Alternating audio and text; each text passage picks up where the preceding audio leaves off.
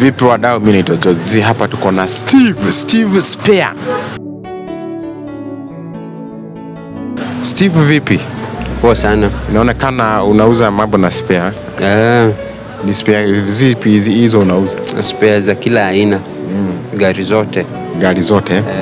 Kuna swali ningetaka utujibu direct, hatutakuuliza leo kuhusu mambo na spare parts. Kuna swali ya Biblia imekanganya watu pale.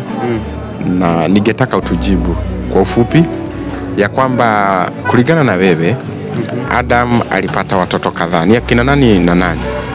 Adam kuanzia the beginning.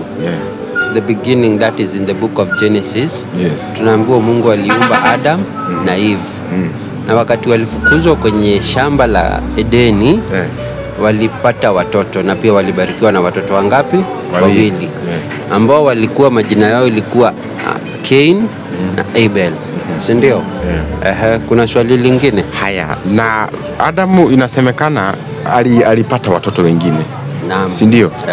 Na kuna yule mtoto alikuwa kabisa anafanana naye kabisa. Alikuwa anaitwa nani yule? Yule naye alimpata akiwa na miaka 130. Alikuwa anaitwa Seth. Alikuwa anaitwa Seth. Yes. Na Seth naye akapata Enosh. Sasa swali yangu iko pale. Juu tunajua kwamba wale ndio walikuwa watoto wa kwanza duniani. Na hakuna mtu mwingine aliumbwa ni kama wewe na wasichana wenu na familia zenu. Na hakuna mtu mwingine kwa Biblia.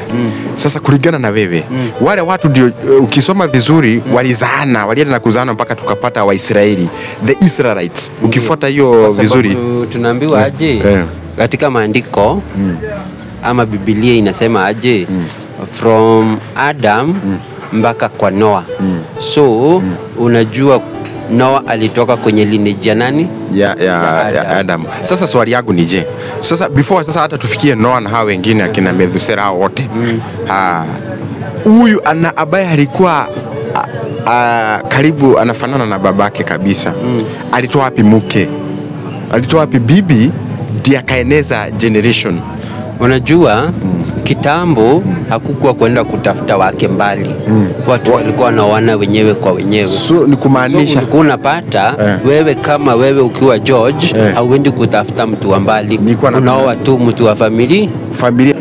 We are told that what the Bible does not recognize or what is hidden to men si lazima waijue, because what the Bible states is what you should know.